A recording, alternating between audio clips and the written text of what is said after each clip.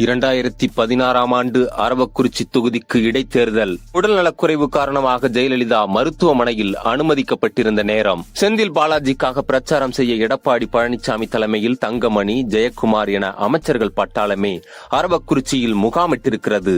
அந்த தேர்தலில் விஜயகாந்த் கட்சியில் போட்டியிட்ட அரவை முத்து என்பவருக்கு ஆதரவாக தேர்தல் பிரச்சாரம் செய்ய வந்தார் விஜயகாந்த். திமுக வேட்பாளர் கே சி பழனிசாமியை அவர் ஒரு பிடி பிடித்தார். பிறகு அதிமுகவில் யாரு, பேரு என்ன என்று பின்பக்கம் திரும்பி கேட்டார். செந்தில் பாலாஜி என்று சொன்னார்கள். என்ன செந்தில் பாலாஜியா? பழனியையும் திருப்பதியையும் ஒன்னு சேர்த்து இப்படி ஒரு பெயரா? பவரான பேருதான். இப்படி ஒரு பெயரை இவங்க வீட்டுல வச்சிருக்க எனக்கு தெரிஞ்சு வாய்ப்பில்ல என்று மனதில் பட்டதை சொன்னார் விஜயகாந்த். விஜயகாந்த் சொன்னது உண்மைதான். செந்தில்குமார் என்கிற பெயரை செந்தில் பாலாஜி என்று மாற்றியது அவரேதான். கரூர் அருகே உள்ள குக்கிராமம் மண்மங்கலம். அந்த மண்மங்கலத்திலிருந்து கிழக்கே ராமேஸ்வரப்பட்டியில் 1975 ஆண்டு அக்டோபர் மாதம் 25ஆம் தேதி வேலுச்சாமி ருக்மணி என்பவரின் முதல் மகனாக பிறந்தார் செந்தில்குமார்.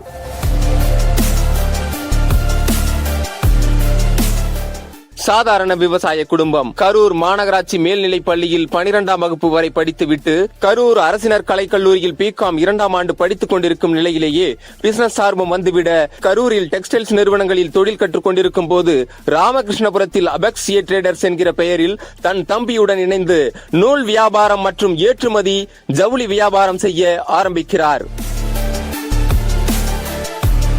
இந்த நேரத்தில் 1996ஆம் ஆண்டு உள்ளாட்சி தேர்தல் வருகிறது. இவரது ஊரை உள்ளடக்கிய மண்மங்கலத்தில் ராமேஸ்வரப்பட்டி ஊராட்சி மன்ற உறுப்பினராக போட்டியிட்டு தேர்வாகிறார். ஊராட்சி மன்ற தலைவராக இருந்த காளியப்பன் என்பவர் இவரை பார்த்து சின்ன பையனாய் இருக்கிறியே என்று கிண்டல் செய்துள்ளார். அடுத்து வந்த 2001ஆம் ஆண்டு உள்ளாட்சி தேர்தலில் கரூர் ஊராட்சி ஒன்றிய குழு தேர்தலில் நிற்கிறார். யூனியன் கவுன்சிலரும் ஆகிறார் செந்தில்குமார். கரூர் அதிமுகவில் தற்போது அவைத்தலைவராக இருக்கும் திருவிக பழனிசாமியின் நட்பு கிடைக்கிறது. இருவரும் ஒன்று சேர்ந்து கோயில்களுக்கு போவது வழக்கம். அப்போது பொள்ளாச்சி அருகே மாசாணியம்மன் கோயிலுக்கு போன போது உங்கள் பெயரை மாற்றிக் கொள்ளுங்கள், யோகம் கூடி வரும் என்று அங்குள்ள பூசாரி சொன்னதால் திருவிக சொசைட்டி பழனிசாமி தனது பெயரை திருவிக என்று மாற்றிக்கொண்டார். செந்தில்குமாரும் தனது பெயரை செந்தில் பாலாஜி என்று மாற்றிக்கொண்டார். என்றைக்கு தன் பெயரை செந்தில் பாலாஜி என்று மாற்றிக்கொண்டாரோ அன்றைக்கே அவரின் வாழ்க்கை ஒளி வீச ஆரம்பித்து விட்டது. பார்ப்பவரையெல்லாம் அண்ணா நல்லா இருக்கீங்களா என்று பணிந்து குனிந்து நெஞ்சில் கை வைத்தபடியே ஆர்வமாக கேட்பார். அண்ணா நீங்க சொன்னீங்கன்னா போதுங்கண்ணா என அனைவரிடத்திலும் பணிவு காட்ட ஆரம்பித்தார்.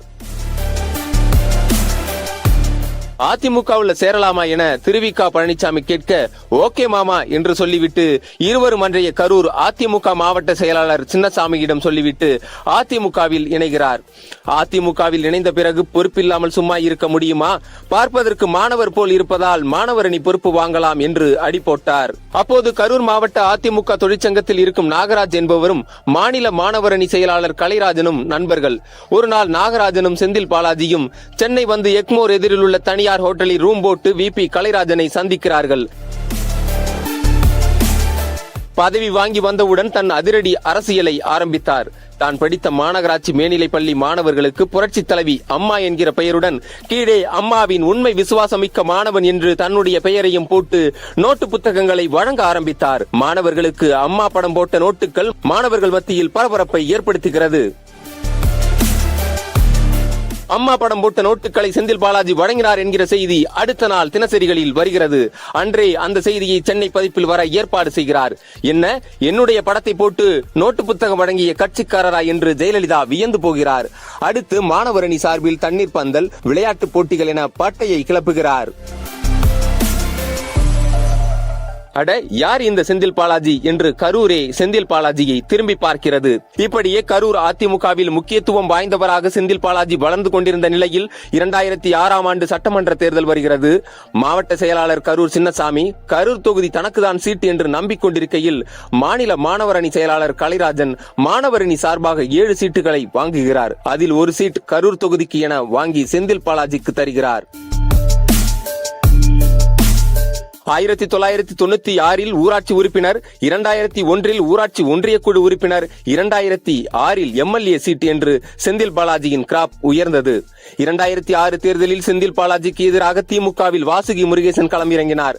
அரசியலில் அனுபவம் வாய்ந்த சின்னசாமி தான் களமிறங்குவார். நாம் வெற்றி பெறுவது கடினம் என்று நினைத்துக் கொண்டிருந்த வாசுகி செந்தில் பாலாஜி என்கிற பெயரை கேட்டதும் சின்ன பையனை போட்டு வச்சிருக்காங்க, நம்ம வெற்றி நிச்சயமாகிவிட்டது, ஜெயிச்சாச்சு போங்கடா என்று சொல்லி அனைவருக்கும் லட்டு கொடுத்து கொண்டாடினார். ஆனால் தேர்தல் களம் வாசுகி முருகேசனின் கனவை தவிடு பொடியாக்கியது. 6 வயது முதல் 60 வயது வரை போவோர் வருவோர் என அனைவர் காலிலும் அசராமல் விழுந்து ஓட்டு கேட்டார் செந்தில் பாலாஜி.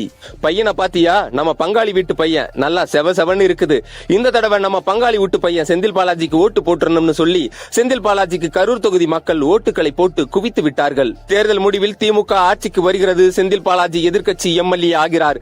எம்எல்ஏ ஆன இந்த காலகட்டத்தில் தான் திருச்சியில் இருக்கும் சசிகலாவின் அண்ணி இளவரசி உறவினர் கலிய பெருமாளின் வீட்டுக்கு அடிக்கடி சென்று நட்பை வளர்த்துக் கொள்கிறார். அந்த நட்பின் மூலம் சசிகலா குடும்பத்தின் நம்பிக்கைக்கு உரிய ஒருவராக ஆகிறார். மாவட்ட மாணவரணி செயலாளர் பதவியை மட்டும் வைத்துக் கொண்டு கரூரில் அரசியல் செய்ய முடியாது என்று மாவட்ட செயலாளராக இருக்கும் சின்னசாமியின் பதவியை பிடிக்க திட்டம் தீட்டினார். எம்எல்ஏ ஆன 2 ஆண்டுகளில் கரூர் மாவட்ட செயலாளராக ஆனார் செந்தில் பாலாஜி. இந்த 5 வருடம் எதிர்க்கட்சி எம்எல்ஏவாக செந்தில் பாலாஜி அரசியலை ஓட்டுவதற்குள் பெரும் பாடுபட்டு விட்டார். அதற்கெல்லாம் கொஞ்சம் கூட அசராமல் பல நண்பர்களிடம் வட்டிக்கு பணம் வாங்கி அரசியல் செய்ய ஆரம்பித்தார். அப்போது செந்தில் பாலாஜிக்கு நெருங்கிய நண்பராக தங்கமணி இருந்தார். அவரும் திருச்செங்கோடு எம்எல்ஏவாக இருந்தார். அடுத்த தேர்தல் 2011 கரூர் தொகுதியில் மீண்டும் சீட் வாங்கி வந்தார். அப்போது கரூர் தொகுதி கேசி பழனிசாமிக்கு ஒதுக்கப்பட்டது. அவரோ கரூர் கவுண்டர்களுக்கான தொகுதி, செட்டியாரான நான் நின்றால் தோற்கடித்து விடுவார்கள் என்று பின்வாங்கினார். அரவக்குறிச்சியில் நின்று கொள்கிறேன் என்று சொல்ல கரூரில் ஜோதிமணியை போட்டியிட வைத்தார். கையில் காசில்லாத செந்தில் பாலாஜி கேசி பழனிசாமியின் உதவியுடன் ஜோதிமணி என இருவரும் களத்தில் இறங்கினார்கள். ஒரு கட்டத்தில் செந்தில் பாலாஜி திணறி போனார். நண்பர்களிடம் கடன் கேட்டார். ஜோதிமணி ஜெயித்து விடுவார் போலிருக்கு, உனக்கு பணம் கொடுத்தால் திரும்பி வராது என்று பலரும் கைவிரித்தார்கள். அப்போது அவருக்கு உதவிக்கு வந்தவர்தான் கரூரில் கொங்கு மெஸ் என்கிற பெயரில் கோட்டல் நடத்தும் கொங்கு மெஸ் மணி. பல இடங்களில் பைனான்ஸ்களில் பணம் வாங்கி தேர்தல் செலவு செய்தார். பல டெக்ஸ்டைல்ஸ் அதிபர்கள் ஜோதிமணிக்கு ஆதரவாக களத்தில் இறங்கி பணி செய்தார்கள். கடைசியில் ஜோதிமணி தோல்வியடைய செந்தில் பாலாஜி 2வது முறையாக கரூர் தொகுதியில் வெற்றி பெற்றார். வெற்றி பெற்றுவிட்டால் போதுமா, அமைச்சர் கனவு பலிக்க வேண்டாமா? இந்த முறை அமைச்சர் பதவியை முடிவு செய்பவராக கொங்கு மண்டல பொறுப்பாளரான சசிகலாவின் உறவினர் ராவணன் இருந்தார். இவர் சொல்பவர்களுக்கு தான் அமைச்சர் பதவி என்ற நிலை இருந்ததால் தங்கமணி, வேலுமணி, செந்தில் பாலாஜி என மூவரும் கூட்டணி அமைத்து அமைச்சர் பதவியை பிடிக்க காய் நகர்த்தினார்கள். முடிவில் செந்தில் பாலாஜிக்கு போக்குவரத்து, வேலுமணிக்கு சிறப்பு அமலாக்கம், தங்கமணிக்கு மின்சாரம் என இலாக்காக்கள் கிடைத்தன. 1996 அரசியலில் இறங்கி 2006 ஆண்டில், அதாவது 10வது ஆண்டில் போக்குவரத்து துறை அமைச்சராக பதவியேற்று கரூருக்கு வருகிறார் செந்தில் பாலாஜி.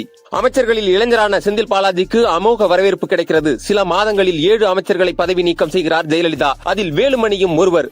வேலுமணிக்காக சசிகலாவிடம் செந்தில் பாலாஜி பேசியதாகவும் உறுதிப்படுத்த முடியாத தகவல் ஒன்றும் உள்ளது. அந்த அளவிற்கு ஜெயலலிதாவிடம் செல்வாக்கு பெற்றவராக செந்தில் பாலாஜி மாறியிருந்தார். ஜெயலலிதாவுக்கு சிறை தண்டனை விதிக்கப்பட்ட போது ஓபிஎஸ் முதல்வர் ஆவார் என்று பேசப்பட்ட நிலையில் செந்தில் பாலாஜியும் முதல்வராகலாம் என்று செய்திகளும் வலம் வந்தன. இந்த நேரத்தில் தான் போக்குவரத்து துறையில் டிரைவர், கண்டக்டர் பணிகளுக்கு ஆட்கள் தேர்வு நடந்தது. கண்டக்டர், டிரைவர் பணிக்கு 3 லட்சம், மற்ற அலுவலக பணிகளுக்கு 5 லட்சம் என்று முடிவு செய்யப்பட்டு தமிழகமெங்கும் புரோக்கர்கள் புகுந்து விளையாடினார்கள். அப்போதே பெரும் சர்ச்சையை கிளப்பிய இந்த விவகாரத்தால் செந்தில் பாலாஜியை 2015 ஜூலை 28ஆம் தேதி அமைச்சர் பதவியிலிருந்து நீக்கினார். மாவட்ட செயலாளர் பதவியிலிருந்தும் நீக்கி தாந்தோணி ஒன்றிய செயலாளர் ரெயின்போ பாஸ்கரை நியமித்தார். இவரை செந்தில் பாலாஜி ஆதரவாளர்கள் புறக்கணிக்க தொடங்கினர். இந்த நேரத்தில் 2016 தேர்தல் வருகிறது. கரூரில் ரெயின்போ பாஸ்கருக்கு சீட் கிடைக்கிறது. அரவக்குறிச்சியில் செந்தில் பாலாஜி நிறுத்தப்படுகிறார். செந்தில் பாலாஜிக்கு அரசியலில் நிதி உதவி செய்து வளர்த்துவிட்ட கேசி பழனிசாமி இப்போது செந்தில் பாலாஜியை எதிர்த்து நிற்க வேண்டிய நிலை வந்தது. இருவரும் நின்றார்கள். இருவருமே பணத்தை தாறுமாறாக இறைத்தார்கள். தேர்தல் நின்று போனது. 2வது முறையாக அமைச்சராகும் செந்தில் பாலாஜியின் கனவு பலிக்கவில்லை. கரூர் தொகுதியில் வெறும் 441 ஓட்டில் வெற்றி பெற்ற ரெயின்போ பாஸ்கர் இப்போது எம்ஆர் விஜயபாஸ்கராக மாறி செந்தில் பாலாஜி வசம் இருந்த போக்குவரத்து துறைக்கு அமைச்சராகிறார். அரவக்குறிச்சிக்கு மீண்டும் தேர்தல் வருகிறது. எடப்பாடி தலைமையில் ஒரு டீமே தேர்தல் பணி செய்கிறது. ஆனால் அமைச்சராக முடியவில்லை. ஜெயலலிதா இறந்த போது இரவில் நடந்த ஓபிஎஸ்ஸின் புதிய அமைச்சரவையிலும் இடம்பெற முடியவில்லை. ஓபிஎஸ் தர்மயுத்தம் தொடங்கிய போது தினகரனுக்காக இபிஎஸ்ஐ ஆதரித்தார் செந்தில் பாலாஜி. தினகரனுக்கு தளவாய் சுந்தரம், உடுமலை ராதாகிருஷ்ணன், செந்தில் பாலாஜி என மூவரும் மிகவும் நெருக்கமாக இருந்த நிலையில் இரட்டை இலை வழக்கில் தினகரன் சிறைக்கு சென்று வந்த பின்பு தினகரனின் அடையார் வீட்டில் தங்கமணியும் வேலுமணியும் தினகரனை எதிர்த்து பேசிய போது தினகரனுக்காக குரல் கொடுத்தவர் செந்தில் பாலாஜி. அந்த பிரச்சனையில் தினகரன் தனிக்கட்சி ஆரம்பிக்க அமமுகவில் ஐக்கியமானார் செந்தில் பாலாஜி. அரசியல் எதிர்காலம் பற்றி யோசிக்கும் செந்தில் பாலாஜி இனி தினகரன் கட்சியில் இருந்தால் கரை சேர முடியாது என்று யோசித்தார். மீண்டும் அதிமுகவுக்கு வர வேலுமணி மூலம் தூதுவிட்டார். எடப்பாடி கூட ஓகே சொல்லிவிட்டார். ஆனால் ஓபிஎஸும் எம்.ஆர். விஜயபாஸ்கரும் தம்பிதுரையும் முடியவே முடியாது என்று கட்டையை போட்டு தடுத்து விட்டார்கள். யாரை நம்பி நான் பிறந்தேன், போங்கடா போங்க, என் காலம் வெல்லும், வென்ற பின்னே வாங்கடா வாங்க என்று சொல்லிவிட்டு உயிரும் உதிரமும் உள்ளவரை அம்மா உன் காலடியில் இருப்பேன் என்று சொன்னவர் தன் அரசியல் எதிர்கால வாழ்க்கை அஸ்தமனமாகிவிடக் கூடாது என்று அப்போதைய திமுகவின் அரசியல் ஆலோசகர் மூலம் திமுகவில் இணைய பேச்சுவார்த்தை நடத்தி ஒரு சுபயோக சுபதினத்தில் திமுகவில் இணைந்தார். திமுகவில் சேர்ந்த 40வது நாள் கரூர் மாவட்ட செயலாளராக செந்தில் பாலாஜி அறிவிக்கப்பட்டதுமே சீனியர் திமுகவினர் சிலருக்கு மயக்கமே வந்துவிட்டது. செந்தில் பாலாஜியை கண்காணிக்க ஆரம்பித்தார்கள். அரசியல் ஆலோசகர் மூலம் திமுக குடும்ப உறுப்பினர் ஒருவரிடம் நெருங்கியிருந்த செந்தில் பாலாஜியை சீனியர்களால் ஒன்றும் செய்ய முடியவில்லை. தன்னுடைய அதிரடி அரசியலை திமுகவில் நடத்தி காட்ட ஆரம்பித்தார். கரூர் மாவட்டத்தில் உள்ள 4 தொகுதியை வெற்றி பெற வைக்கிறேன் என்று ஸ்டாலினிடம் கொடுத்துவிட்டு வந்தார். அரவக்குறிச்சியில் பாஜக சார்பாக அண்ணாமலை நின்ற போது அவரை எதிர்த்து புதுமுகம் இளங்கோவை நிறுத்தி ஜெயிக்க வைத்தார். கரூரில் தன்னை எதிர்த்து போட்டியிட்ட விஜயபாஸ்கரை தோற்கடித்தார். கரூர் மாவட்டத்தின் 4 தொகுதியையும் தட்டி தூக்கியதால் திமுக அமைச்சரவையில் மின்சாரம், மதிவிலக்கு மற்றும் ஆயத்தீர்வை அமைச்சராகிறார். அதிமுகவில் அமைச்சராக இருந்தபோது அடக்கி வாசித்த செந்தில் பாலாஜியின் தம்பி அசோக் அண்ணன் திமுக அமைச்சரான போது அதிகாரம் செலுத்த ஆரம்பித்தார். கட்சி விவகாரம் முழுவதும் அண்ணன் செந்தில் பாலாஜியும், கான்ட்ராக்ட் மற்றும் டாஸ்மாக் விவகாரம் தம்பி அசோக் என பிரித்து வைத்துக் கொண்டு அடித்து ஆட ஆரம்பித்தார்கள். ஒரு எம்எல்ஏ கூட இல்லாத கோயம்புத்தூரை வேலுமணி ஆக்கிரமித்து விட்டார். அதை மீட்டு வாருங்கள் என்று உணவுத்துறை அமைச்சர் சக்கரபாணி ஸ்டாலின் அனுப்பினார். ஆனால் அவரால் எதையும் சாதிக்க முடியவில்லை. இந்த சூழலில் செந்தில் பாலாஜியை கோயம்புத்தூர் மாவட்டத்துக்கு பொறுப்பு அமைச்சராக நியமித்தார். உள்ளாட்சி தேர்தல் வந்தது. கோயம்புத்தூர் முழுவதையும் செந்தில் பாலாஜி பார்த்துக் கொள்ள கரூர் முழுவதையும் தம்பி அசோக் பார்த்துக் கொண்டார். 100 வார்டு கொண்ட கோவை மாநகராட்சிக்கான தேர்தலில் வேலுமணியின் சொந்த வார்டான 92வது வார்டிலும் திமுகவை வெற்றி பெற வைத்தார். உள்ளாட்சி தேர்தலில் அதிக செலவு செய்து திமுகவுக்கு வெற்றி தேடி தந்தார். இதற்கு பிறகுதான் செந்தில் பாலாஜி மிக முக்கிய இடத்திற்கு போய்விட்டார் என்று சீனியர்களை சொல்ல ஆரம்பித்தார்கள். இது மட்டும் போதுமா? கொங்கு மண்டலத்தில் அண்ணாமலை, எடப்பாடி இருவரும் பெரிய தலைவர்கள் போல் வருகிறார்கள். இதை உணர்ந்து நாமும் அரசியலில் அடித்து ஆடலாம் என்றுதான் ரபேல் வாட்ச் மேட்டரை கையில் எடுத்துவிட்டு பாஜகவை கோபத்தின் உச்சிக்கு கொண்டு சென்றார். ஒரு பக்கம் செந்தில் பாலாஜி அரசியல் அதிரடி ஆட்டமாட, தம்பி அசோக் கரூர் நண்பர்களை வைத்து தமிழகத்தில் உள்ள டாஸ்மாக் கடைகளில் அதிரடி ஆட்டம் ஆடத் தொடங்கினார். அசோக்கே அமைதியாக இருந்தாலும் அவரின் அடிப்பொடிகள் கரூர் கம்பெனியில் இருந்து வந்திருக்கும் என்று கூறி வசூலில் ஈடுபட்டதை அண்ணன் செந்தில் பாலாஜியும் கண்டிக்கவில்லை. கட்சியும் கண்டுகொள்ளவில்லை. ஊடகங்களை பற்றியோ எதிர்க்கட்சிகளை பற்றியோ எந்த கவலையும் இல்லாமல் கரூர் கம்பெனி ஆடிய ஆட்டத்தால் சொந்த கட்சியினரே செந்தில் பாலாஜிக்கு எதிரியானார்கள். இந்த நேரத்தில் தான் அதிமுக ஆட்சியில் போக்குவரத்து துறையில் வேலை வாங்கி தருவதாக பணம் வாங்கி ஏமாற்றிய வழக்கில் 2 மாதத்தில் விசாரணை நடத்தி முடிக்க அமலாக்கத்துறைக்கு உச்சநீதிமன்றம் கெடு விதித்திருந்தது. அந்த கெடு 1 மாதம் முடிந்திருந்த நிலையில் விழுப்புரம் கள்ளச்சாராய சாவு செந்தில் பாலாஜிக்கு மட்டுமல்ல, திமுக ஆட்சிக்கு கெட்ட பெயரை ஏற்படுத்த அந்த சூடு மறைவதற்குள் கரூர் மற்றும் சென்னை, கோவையில் செந்தில் பாலாஜியின் ஆதரவாளர்கள் வீடுகளில் சோதனை மேல் சோதனை. கடைசியாக அமலாக்கத்துறை செந்தில் பாலாஜியின் சென்னை வீட்டுக்கே வந்து 17 மணி நேரம் விசாரணை செய்து கைது செய்தது. ஆழ்வார்பேட்டையில் உள்ள தனியார் மருத்துவமனையில் அறுவை சிகிச்சை முடிந்து செந்தில் பாலாஜி மருத்துவ கண்காணிப்பில் இருக்கிறார். கொங்கு மண்டலத்தில் தன்னுடைய ஆதிக்கத்தை நிலைநிறுத்த முயற்சிக்கும் பாஜகவின் கனவுகளுக்கு செந்தில் பாலாஜி இடையூறாக இருக்கிறார். அமலாக்கத்துறையின் நெருக்குதல்களில் இருந்து அவ்வளவு எளிதாக அவரால் மீண்டு வந்துவிட முடியுமா?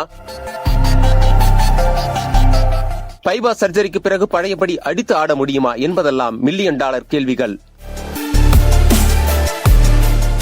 அரசியலில் வளர்ச்சியை பார்த்த அதே வேகத்தில் சரிவுகளையும் சந்தித்தவர் செந்தில் பாலாஜி. இதையும் கடந்து அவர் மேலே வருவார் என கரூர் குரூப் நம்பிக்கொண்டிருக்கிறது.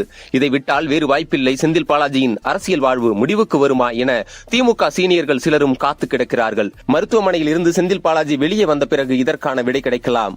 அதுவரையில் காத்திருப்போம்.